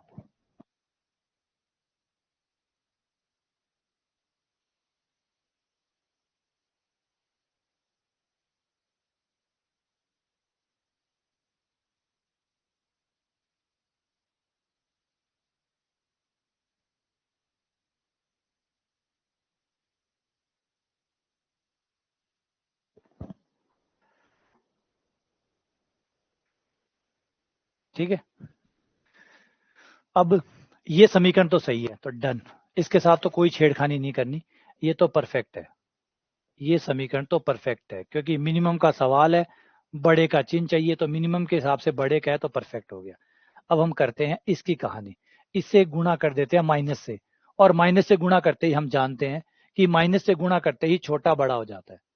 माइनस से गुणा करते ही माइनस ही करता है, असमीका में जो माइनस होता है वो छोटे को बड़ा पलट देता है। तो इसको तो माइनस से गुणा करके ठीक किया जा सकता है। ये देखो, ये हो गया माइनस से गुणा करते ही -x -3y -4 हो गया ठीक। अब ये राजी है? बोला हाँ, अब एकदम सही हो गया। तो समीकरण, दो समीकरण तो हमने, एक तो पहले से ही ठीक थी, दूसरी ठीक नहीं थी तो माइनस से गुणा करके ठीक कर ली। तो माइनस से गुणा करके छोटे को बड़ा किया जा सकता है, बड़े को छोटा किया जा सकता है, जो आपको चाहिए उस हिसाब से ठीक कर लो। दो ठीक होगी। तीसरी, बराबर का क्या करें? बराबर को माइनस से गुणा करने से बड़े का चिन्ह थोड़ी बन जाता है। बराबर का क्या करें? अब बात है बराबर का क्या इलाज हो? बराबर का चिन्ह है, बराबर का चिन्ह माइनस से गुणा करके तो ठीक नहीं हो सकता कि माइनस से गुणा करते ही बड़े का चिन्ह हो जाएगा, नहीं होता ना, है ना? तो माइनस वाले को क्या करें? तो माइनस वाले का हमारे पास एक इलाज है, एक कमाल का इलाज है। बराबर वाले का एक जबरदस्त इलाज है कि अगर आपको कहना है कि कोई एक्स है, उसकी उम्र 7 साल है, ये कहने के बजाय आप ये भी कह सकते हो कि एक्स ऐसा बच्चा है जिसकी उम्र 7 साल से बड़ी या बराबर तथा तथा 7 साल से छोटी या बराबर है। तो वो 7 साल का अपने आप हो जाएगा। समझिए बात, देखो क्या प्यारी चीज है, कितनी कमाल की चीज है। सात को सात बोलने के बजाय आप ऐसे भी तो बोल सकते हैं कि एक्स को सात बोलने के बजाय आप ऐसे बोल सकते हैं एक्स 7 से बड़ा या बराबर है तथा, तथा मतलब और भी एक शर्त, एक शर्त और क्या है, एक्स 7 से छोटा या 7 के बराबर है। अब 7 से छोटा हुआ तो फिर ये बात गलत हो जाएगी, 7 से बड़ा कैसे हुआ, और 7 से बड़ा हुआ तो 7 से छोटा कैसे हुआ। तो फिर दोनों बातों को पूरा करने का एक ही तरीका बचेगा कि एक्स बराबर 7 हो जाए, दोनों खुश, दोनों खुश। तो बराबर के चिन्ह को आप ऐसे लिख सकते हैं, यानी ये चीज बराबर 5 है तो मैं इसको ऐसे लिखूंगा, 3x-2y बड़ा बराबर है 5 के, 3x-2y छोटा है बराबर है 5 के। हाँ, समीकरण दो बन जाएगी, समीकरण दो बन जाएगी, लेकिन कोई बात नहीं। तो ये खत्म हो गया। ये है लिखने का तरीका, याद रखिएगा ये वाला। ये बात, दोनों बातें एक ही है ना? मैं कहूँ कि सोच के देखो, मैं कहूँ कि मेरी बेटी की उम्र 8 साल है, या फिर ये कहूँ कि मेरा बेटा 8 साल से छोटा या बराबर तथा 8 साल से बड़ा या बराबर, तो फिर छोटा पहले बोल दिया फिर बड़ा बोल दिया, तो छोटा बोलूंगा तो फिर बड़ा कैसे हुआ, और बड़ा बोला तो छोटा कैसे हुआ। तो फाइनली कहाँ पे एग्री होना पड़ेगा, 8 पे, तो 8 हो गया। ठीक है, क्लियर है ये बात, ये समझ में आ गई। अच्छा, अब इनमें से मिनिमम का सवाल है, तो बड़े का चिन्ह, बड़े वाला तो सही है, बड़े वाला तो सही है, ये डन। ये ठीक करना पड़ेगा, माइनस से गुणा करो, इसको माइनस से गुणा कर दो, ये लो, ये माइनस से गुणा कर दिया, ये भी ठीक हो गया। फाइनली आपकी सारी समीकरण सही हो गई, चारों समीकरण सही हो गई। 3 की 4 बन गई, क्यों बनी, क्योंकि बराबर के चिन्ह को हटाना पड़ा, तो उसके बदले 2 मिलती है, बराबर वाले के बदले 2 मिलती है, और फिर उस 2 में से एक सही थी क्योंकि बड़ी थी, एक छोटी थी, उसको माइनस से गुणा करना पड़ा। फाइनली आपको अब आपकी सारी समीकरणें सही हो चुकी है, देखो, बड़ा, बड़ा, एवं बड़ा, और एवं बड़ा, सब सही है, सब ठीक है, परफेक्ट हो गया, बस हो गया हमारा काम। अब आ जाओ, को मैट्रिक्स फॉर्म में लिख लेते हैं। इसकी मैट्रिक्स फॉर्म होगी 1 और 2, एक्स कोमा वाई, ठीक है। इनकी मैट्रिक्स फॉर्म हो गई, तो ये आ जाएगा, यहां से शुरू करूं तो -1 -3, -1 -3, 2 3, 3 -2, माइनस, अच्छा मैंने इसको प्लस आएगा,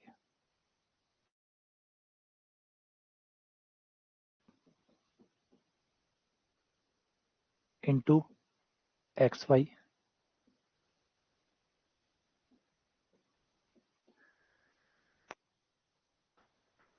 -4 5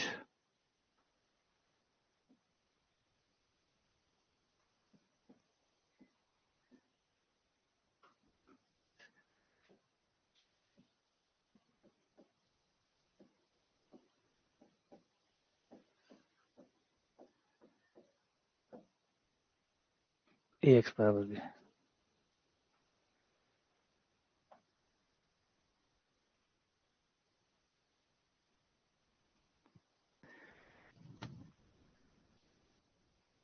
नहीं वो ऐसा नहीं सोचता।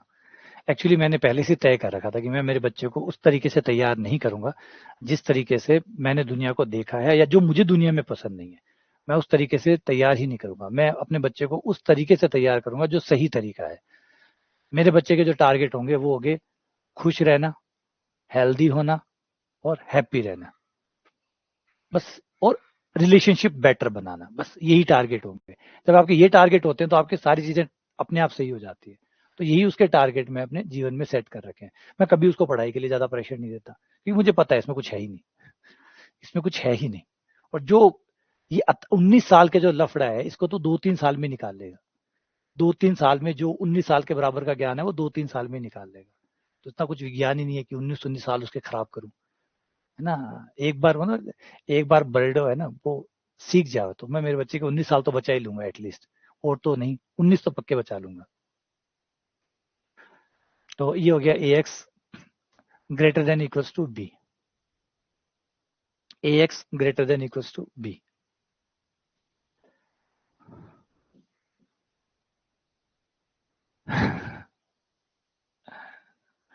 एक चीज थी, देखो चल छोड़ो, एक सीधी बात बताओ कि भाई जो भी मैं बोल रहा हूँ वो उस पर छोड़ो। कभी आप नॉर्मली जो क्लासेस देखते हैं तो टीचर यहाँ धापेड़ा धापेड़ा हो, मुंडा यहाँ लटके डाबा का यहाँ लगा, जब खुद ही धाप रहे, खुद पढ़ा रहे, वो खुद धापेड़ो पड़े, तो थाने की राजी करसी। तो गौर करो, तो टीचर में जाकर देखो तो यूट्यूब पर घना ही टीचर पढ़ा हुआ, मैथ्स पढ़ा हुआ है, मैथ्स सारा सेट यहाँ मरेड़ा सब पढ़िया, यहाँ धिंगाना पढ़ा रहे, यहाँ लाग रहे एकदम, मतलब कोई इच्छा ही को नहीं बाकी पढ़ाने की, मतलब परेशान है, खाली थे फीस देड़ी है, जना बाने वो शो दिखाणु है, तो बीच चक्कर में भी शो दिखा रहे हैं बस। बाकी पढ़ाने की इच्छा तो ना तो बाकी है। तो जब गुरु जी की पढ़ाने की इच्छा कौन, तो थारी पढ़ने की कितनी इच्छा होती है उसे। तो दोनों का नहीं ढोल बाजेड़ है। देखे थे, जाके देखो यूट्यूब पे बहुत सारे थे वीडियो, देखे वैसे वीडियो पर पढ़ा, अतः यहाँ कोई हाथ तो दिखे को नहीं।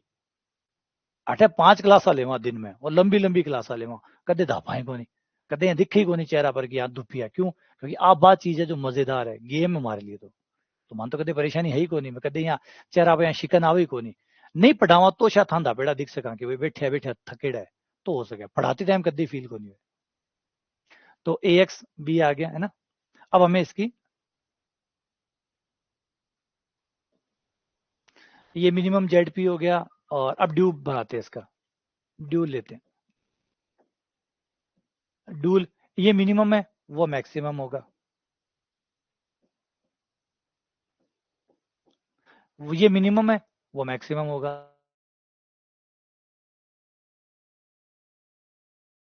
ये हमारा एक्स है, तो ये हमारा आ जाएगा बी का ट्रांसपोज इंटू डब्ल्यू, बी का ट्रांसपोज इंटू डब्ल्यू।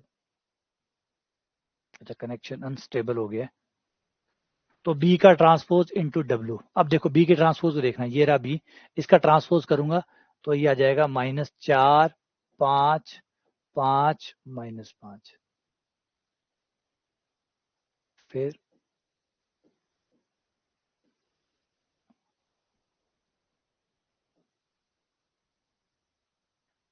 इस बार 4 क्यों लेने पड़े, इस बार 4 क्यों लेने पड़े, क्योंकि ये 4 है, 1 2 3 4, ये 4 थे, तो इन 4 को एडजस्ट करने के लिए 4 डब्ल्यू लेने पड़े, इस बार 4 डब्ल्यू लेने पड़े, है ना। अब गुणा करोगे तो -4 W1 प्लस 5 W2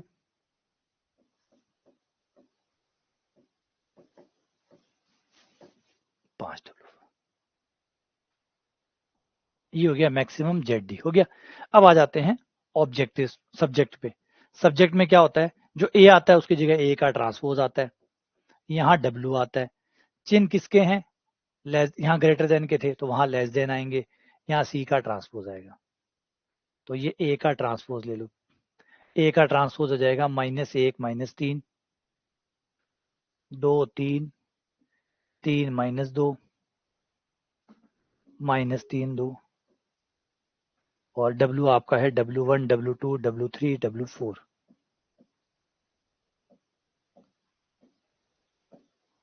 और कौन सा, सी का ट्रांसपोज, सी कहाँ गया, 1 2,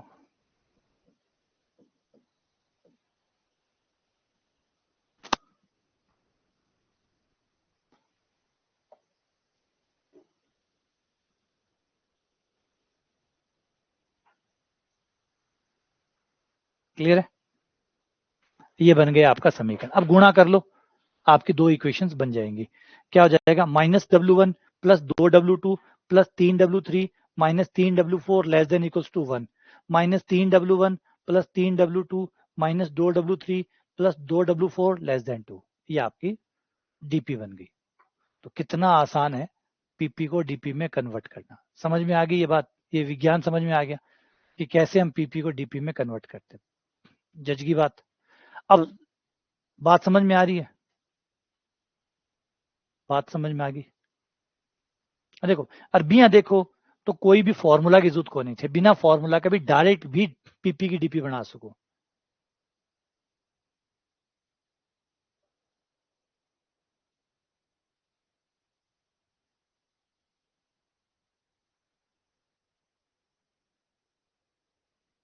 ठीक है, क्लियर है। आ जाओ, देखो मैं कोई फॉर्मूला यूज नहीं करता, बिना फॉर्मूले से करते हैं। क्या होता है जब आप डीपी बनाते हैं, जब आप डीपी बनाते हैं तो ये सारी चीजें पलट जाती है, पलट जाती है, तो आप यहां से शुरू करो पहली इक्वेशन से। देखो इनके एक्स वाई जेड को भूल जाना, सिर्फ एक्स की रो को लेना है, और W1 W2 W3, देखो गौर करियो, W1 -W1, एक्स एक्स ने पकड़ियो खाली, -W1 2W2 -W1 2W2 3W3 4W4, हाँ एक्स एक्स सारी पहली बन गई। और ये मिनिमम का है, वो मैक्सिमम का होगा, मैक्सिमम का होगा तो उसके चिन्ह छोटे के आएंगे, तो यहां से -W1 2W2 3W3 3W4 less than equals to 1, ये 1 एक्स एक्स वालों से पहली, फिर वाई वालों से दूसरी, 3W1 -3W1 3W2 -2W3 -2W4, और ये सर यहाँ इक्वेशन वो ये वाली है, तो ठीक है, ये 2W4 और लेस देन इक्वल्स टू 2, 2 बन गई। और ये जो यहाँ वाली है, यहाँ वाले जो है ये उद्देश्य में चले जाएंगे, यहाँ वाले जो बराबर वाले ये उद्देश्य में चले जाएंगे। -4W1, 5W2, 5W3, -5W4, ये उद्देश्य बन गया ZD, देख सकते हो। ये जरूरत नहीं पड़ती फॉर्मूलों की, अगर गहराई से देखो तो बहुत आसान है, एकदम सीधा चेंज कर लो।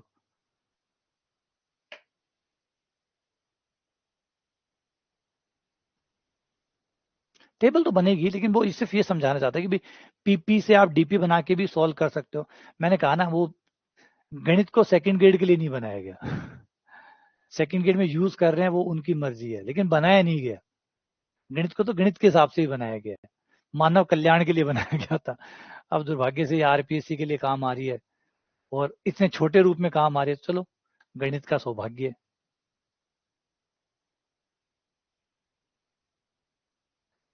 ठीक है, समझ में आ गया। पीपी को डीपी बनाना, डीपी को पीपी बना। अब वापस जाना चाहो तो वापस जा सकते हो आप। अब इसको पीपी मान लो, इसको कन्वर्ट करो, है ना। डीपी की वापस डीपी बनाओगे तो पीपी बन जाएगा, क्योंकि रिवर्स करोगे तो, अब इसको उल्टा करोगे तो वापस ही आ जाएगा। तो पीपी की डीपी, डीपी की पीपी, आप इसको आप एक दूसरे में कन्वर्ट कर सकते हैं। अच्छा, इसका क्वेश्चन आया था क्या फर्स्ट ग्रेड में? फर्स्ट ग्रेड में आया था इसका सवाल, हो सकता है यार, देखा नहीं होगा मैंने, या याद नहीं होगा।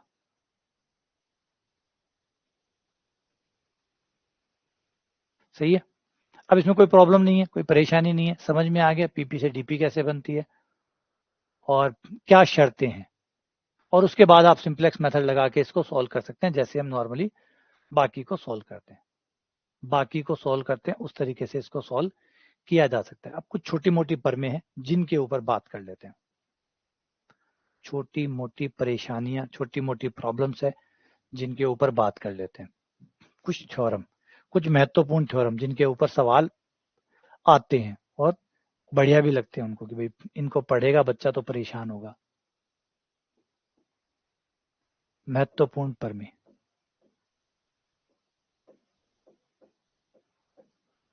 पीपी और डीपी से जुड़ी हुई कुछ इंपॉर्टेंट थ्योरम। पहली थ्योरम तो ये कहती है, ध्यान से सुनना, यहाँ पे थोड़ा कंफ्यूजन होता है, इसको क्लियर कर लेना अच्छे से। परमे नंबर 1 हमें कहती है कि अगर अगर पीपी का ओएस है, अगर पीपी के पास ओएस है,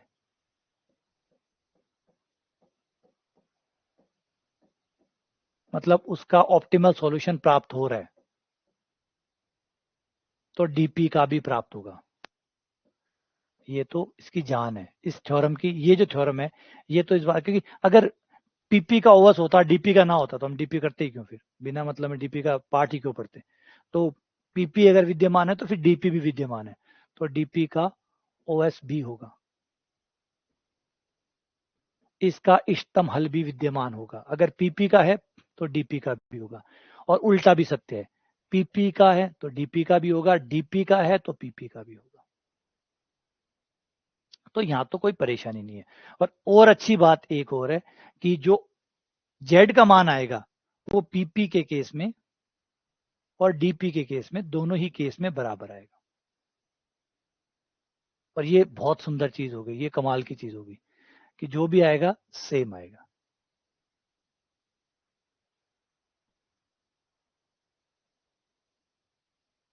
हाँ, तो थ्योरी के आते हैं। ये जो थ्योरम है ना, ये कंफ्यूजिंग है, ये कंफ्यूजिंग है, तो उसका फायदा उठाना चाहते हैं पेपर में। मतलब ये पेपर के सवालों का मकसद ही है कि आप लोगों को कंफ्यूज किया जाए, आप लोगों को कंफ्यूज किया जाए। तो कंफ्यूज करने के लिए जगह अच्छी खासी है। ठीक है। नंबर 2, परमे से बाहर मत निकलना, कंफ्यूज नहीं होगे।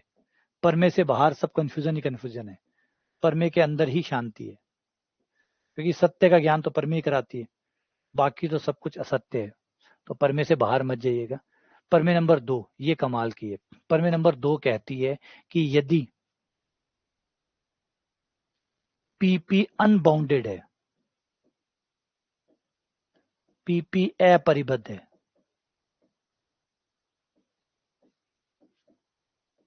तो डीपी का सुसंगत हल विद्यमान नहीं होगा। ये है वो पॉइंट ऑफ कंफ्यूजन।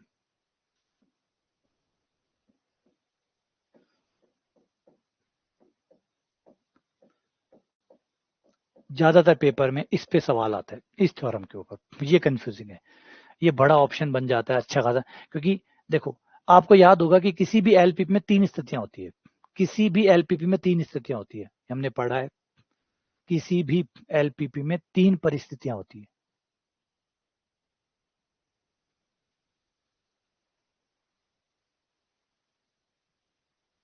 कोई भी एलपीपी के 3 स्थितियां होती है, या तो ओएस विद्यमान है, या अपरिबद्ध हल है, या नो सॉल्यूशन है। इन 3 में से किसी न किसी स्थिति में एलपीपी का उत्तर आता है। जब आप एलपीपी को सॉल्व करते हैं और अंततः जो एलपीपी पहुंचती है वो इन 3 में से किसी न किसी पे पहुंचती है। या तो ओएस विद्यमान हो जाता है, या अपरिबद्ध हल होता है, या फिर नो सॉल्यूशन, इनफेजिबल सॉल्यूशन, या एफएस विद्यमान नहीं की स्थिति में पहुंचता है।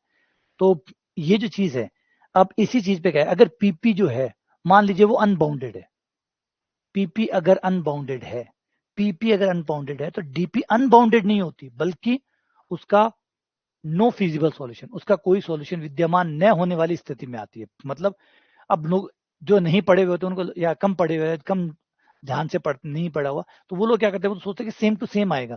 मतलब पीपी डीपी एकदम सेम है, एकदम सेम, मतलब सारी चीजें मैच करती है, जबकि ऐसा नहीं है। कुछ जगह में इनमें थोड़ी सी अंतर है। एक है इस केस में, हाँ ओएस के केस में दोनों सेम है। अगर पीपी का ओएस विद्यमान है तो डीपी का भी ओएस विद्यमान है, यहां तक दोनों में सिमिलरिटी है।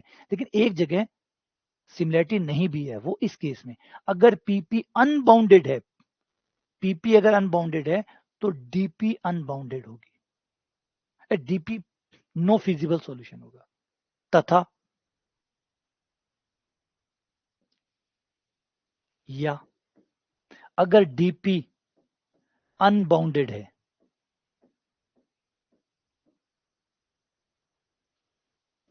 तो पीपी नो फिजिबल सॉल्यूशन।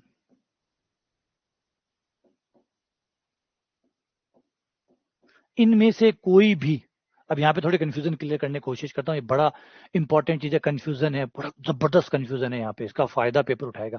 दोबारा से, पीपी या डीपी में से कोई भी अनबाउंडेड है, अगर कोई भी अनबाउंडेड है तो उसका सेकंड वाला हिस्सा नो फिजिबल होता है, सुसंगत हल विद्यमान नहीं में जाता है। कोई भी, चाहे पीपी हो चाहे डीपी हो, अगर पीपी या डीपी में से कोई भी अनबाउंडेड है, कोई भी अनबाउंडेड है, चाहे पीपी हो चाहे डीपी हो, दोनों में से कोई भी अनबाउंडेड है, तो उसका दूसरा हिस्सा इनफिजिबल में जाता है, नो सॉल्यूशन में जाता है, नो फेजिबल सॉल्यूशन, नो सुसंगत हल में जाता है। लेकिन अगर पीपी का एफएस विद्यमान ना हो तो डीपी का कुछ नहीं कह सकते। बस ये कुछ नहीं कह सकते, इसमें टाबर के रहे अपला तो तुक्का मारना में तेज हुई है, और ई तुक्का को फायदो पेपर उठावे। जब पीपी इनफेजिबल हो तो डीपी के बारे में कुछ भी नहीं बताया जा सकता। पीपी अगर इनफेजिबल हो तो डीपी के बारे में नहीं बताया जा सकता कि उसकी स्थिति क्या है। पीपी अगर नो सॉल्यूशन है तो डीपी क्या है नहीं बताया जा सकता। बस इतना है कि भाई डीपी किसी भी रूप में हो सकती है, डीपी अनबाउंडेड भी हो सकती है अब, और इनफेजिबल भी हो सकती है, कह नहीं सकते।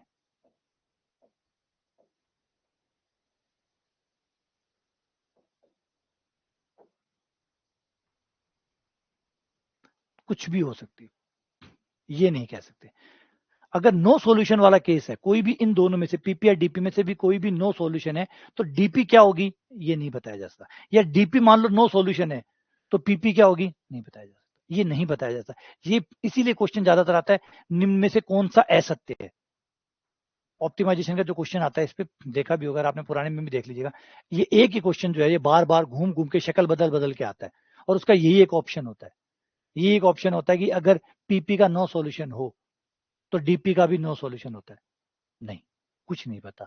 पीपी का अगर नो सॉल्यूशन है तो डीपी का पता नहीं क्या हो सकता है, अनबाउंडेड भी हो सकता है, इनफेजिबल भी हो सकता है। हाँ, एक अगर पीपी अनबाउंडेड है, पीपी अनबाउंडेड है, तो फिर DP no solution, no feasible solution, सुसंगत हल विद्यमान नहीं में आएगी। अगर पीपी अपरिबद्ध है तो डीपी नो, आधी इंग्लिश होगी, नो फिजिबल सॉल्यूशन, सुसंगत हल विद्यमान नहीं में आएगी। या फिर डीपी जो है वो अपरिबद्ध है तो पीपी नो सॉल्यूशन में आएगी। लेकिन अगर पीपी नो सॉल्यूशन में है तो डीपी किस में आएगी बताया नहीं जा सकता, क्योंकि कुछ भी हो सकता है, अनबाउंडेड भी हो सकता है, इनफिजिबल भी हो सकता है, ठीक है ना, इसका ध्यान रखना। क्लियर है बात? सुनिए, ये असत्य, इसके बारे में कुछ भी कहा नहीं जा सकता, तो यहां कहेंगे कहा नहीं जा सकता, मतलब असत्य है। जब कहा नहीं जा सकता इसका मतलब असत्य है।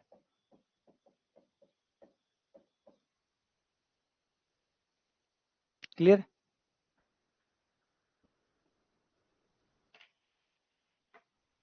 हाँ, तो पीपी नो सॉल्यूशन, तो वही बात, पीपी नो सॉल्यूशन है तो डीपी के बारे में कुछ नहीं कह सकते, या डीपी नो सॉल्यूशन है तो पीपी के बारे में कुछ नहीं कह सकते।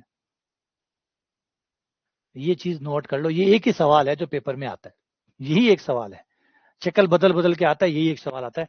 इसका जो फायदा है, इसका जो कंफ्यूजन का फायदा है, वो पेपर उठाता है। और पेपर के ज्यादातर सवाल आप देखेंगे तो वही यही क्या आएगा, निम्न में से असत्य कथन कौन सा है, और यही असत्य वाली आती है, यही असत्य वाला आता है, इसी को ही घुमा देता है बस। क्योंकि लोगों की क्या दिक्कत है, लोगों को लगता है कि जैसा पीपी करती है वैसे डीपी करती है ना। जिसने कम पढ़ा है वो क्या सोचेगा, वो यही सोचता है कि जैसा पीपी करती है वैसा डीपी करती है। तो पीपी अगर अनबाउंडेड है तो डीपी भी अनबाउंडेड है, पीपी अगर नो सॉल्यूशन है तो डीपी भी नो सॉल्यूशन है। वो बस इस ट्रैप में पड़ जाते हैं, क्योंकि लोग क्या करते हैं, कै पढ़ते हैं खे समझते हैं, ये तो आप जानते ही हैं, हमने बीएससी में यही सीखा है, कै पढ़ो और ज्ञानी बाबा तक सब लिखाओ, है ना। ये बीएससी का असर है, बीएससी इफेक्ट कह सकते हो उसको, ग्रेजुएशन इफेक्ट कह सकते हो। ये ग्रेजुएशन इफेक्ट हमारे ऊपर इतना ज्यादा हावी है कि हम लोग इतना पढ़ते हैं, इतना समझते हैं, और फिर चाहे वो गलती क्यों ना हो, फिर चाहे वो गलती क्यों ना हो, ज्यादातर गलती हुए, ज्यादातर गलती हुए, पढ़ायो कह है और सगलो पढ़ लियो तो ये मतलब के करियो सी, है ना। तो ऑब्वियसली बात है, वो सारी गप्पा फाप जितनी भी चीजें हैं वैसे बेड़ी करती, और सब बेड़ी कर दी तो मिठाई कौन पड़ा के सही और के गलत हो। और इको फायदो पेपर ने बहुत अच्छा से मिले, ज्यादातर लोग इसी वजह से गड़बड़ी करते हैं, क्योंकि वो पढ़ते कम है, मानते ज्यादा है, और उसका फायदा पेपर उठाएगा। चलो मिलते हैं, हाँ बिल्कुल, अगली क्लास में फिर मिलते हैं आप लोगों से, तब तक के लिए